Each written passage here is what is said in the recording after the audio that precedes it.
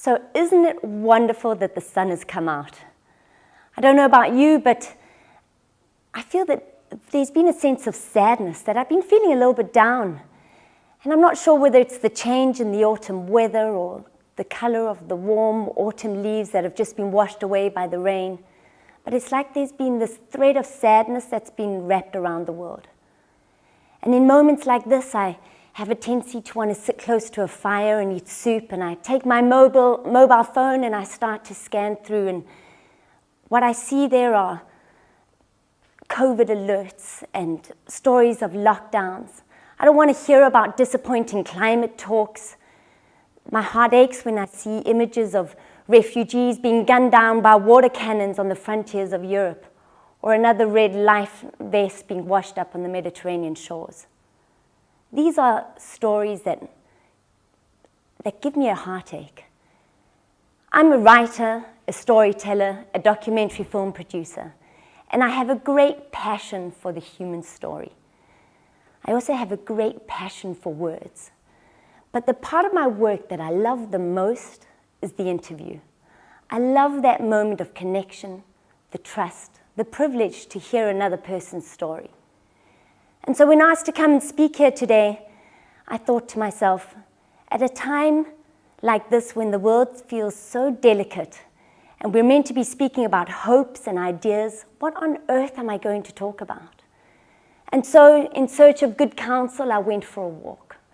I let my Labrador bound and run as we walked through the forest at the foothills of the Tramuntana mountain range. I could smell the pine trees which had created a carpet on the floor that we walked through. The birds were chirping, and it was as if the whole forest was giving itself a shake after it had been washed by the rain. And I thought to myself, what would it feel like to just speak to nature? Imagine interviewing the trees. What stories would they tell? What would the wind bring as a message as it rushed past my face? What could I learn about trust from a spider's web, or about patience from a praying mantis? What would the rush of quiet birds in circled flight teach me about the passing of life? I often wonder, how can we learn to listen to nature and her stories? My walk went on and I entered an ancient olive grove where many of the olive trees are aged more than 1,000 years.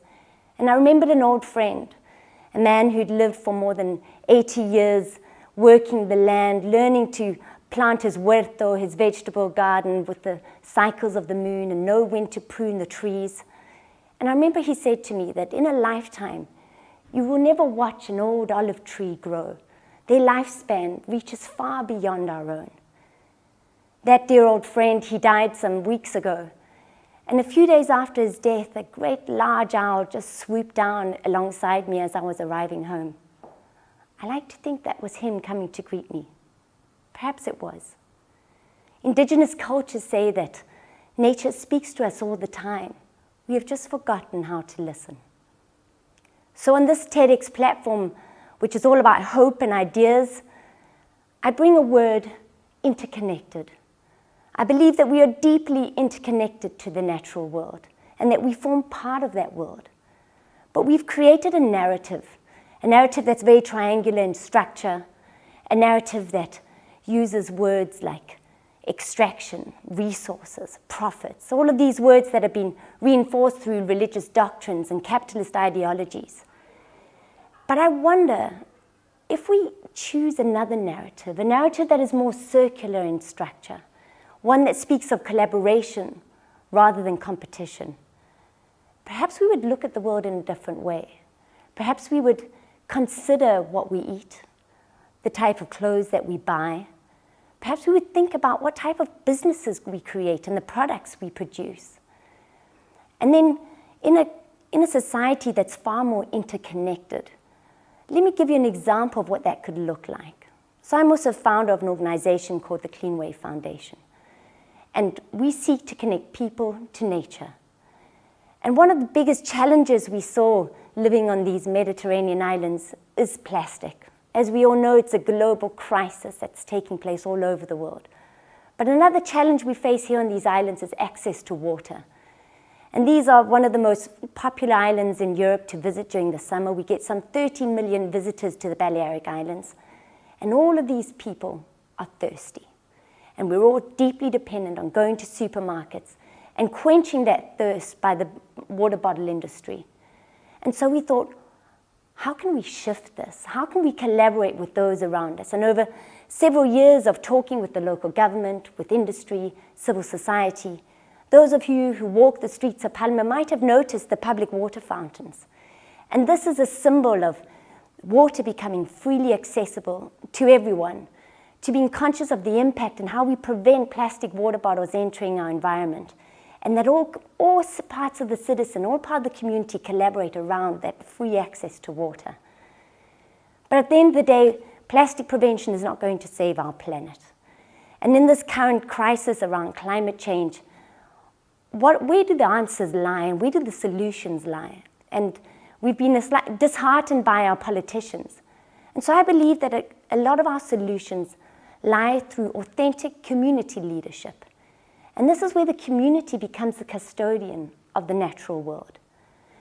And so we started an initiative which was a bit of an experiment called Med Gardens. As many of you know, that there are great marine biologists and NGOs all around the world seeking to create marine protected areas. But we thought, what if we tried to regenerate the underwater world of the Mediterranean Sea, but using the community to do so?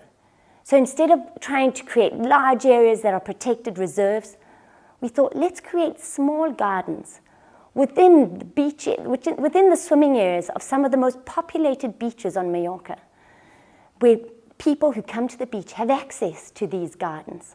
We create small scientific and social laboratories where our marine biologists come down, they map the area, they count every single blade of grass, of seagrass, and they invite the community to engage. The community becomes the custodians of this area. They come and they do underwater cleanings, they clean the beaches in and around these areas. And of course, we engage the schools, children being the hope of the future. But instead of teaching them about the science and the facts and the numbers of tons of plastic, we tell them that the world is full of magic. We tell them that a seed grows from such a small thing into a great plant.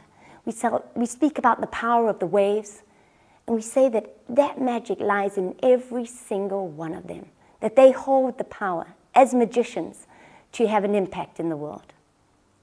And so returning to my walk in the forest with my happy Labrador, I thought, what teachings can nature bring me that I can share? And in that moment, I noticed that there was this explosion of mushrooms in the undergrowth.